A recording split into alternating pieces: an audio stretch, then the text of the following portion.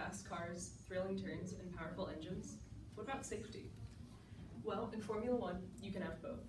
This motorsport is ever-changing and quickly evolving each season to keep things both interesting for fans and safe for drivers. Because Formula One is one of the most high-risk sports, the halo, which is a new safety feature, was added, but not all welcomed its arrival. Let's look more into the halo and see what it's all about. So, what is the halo? Before getting right into it, I think it's important to explain a little bit about what Formula One is. Libby from Top Class Motorsports explains that Formula One, often abbreviated to F1, is just that, a top-tier motorsport. It's been around since the 1950s. And it has a few subdivisions, including F2 and F3, which are all feeder series to F1, so you get to move through the ranks as you progress in your career. But these are not your average road vehicles that you're racing. They look more like jet aircrafts without wings than cars, and have an exposed cockpit where the driver sits. Lawrence from ESPN tells us that the halo is a safety feature that fits around this exposed area. It's a semicircle shape attached by a vertical pole, and it acts as a buffer between the driver and any hazards that may come about during race weekend.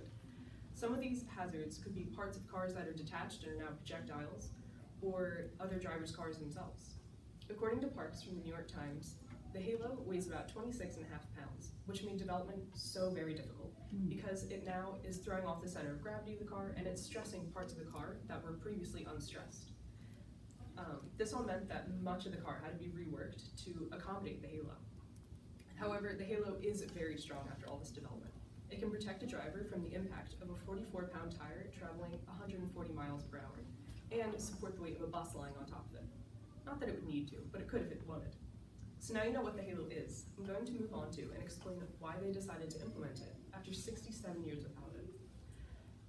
Because the cockpit is exposed, like I previously mentioned, the risk of head injury from a crash was so high, so it even resulted in a few deaths. Henry Surtees's Wikipedia page explains that his crash in 2009 was one of them.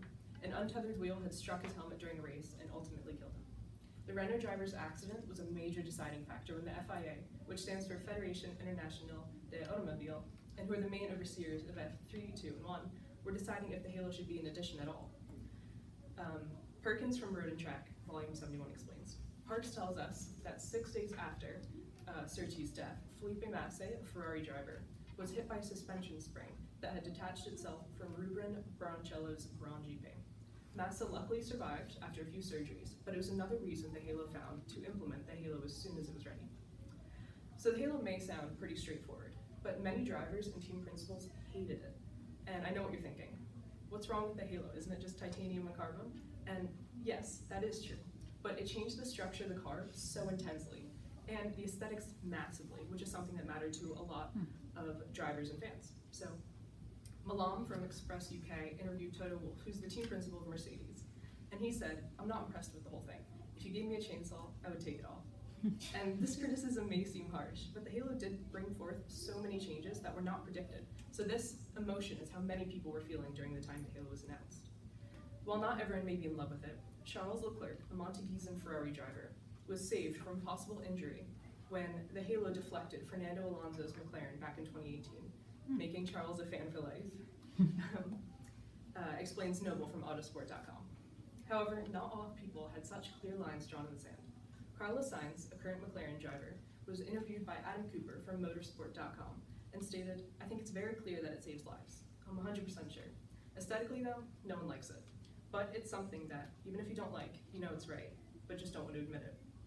Complaints aside, the halo was brought just in time for the 2018 season, and seems to be a permanent installation. To summarize, the halo is a safety feature added to all current Formula One cars to ensure driver safety, but it's received its share of criticism. I'd like to end with a quote from the 5-time championship driver himself, Lewis Hamilton. "This is a new world right now, and I'm sure this is only the first step." Thank you. Good. Very good.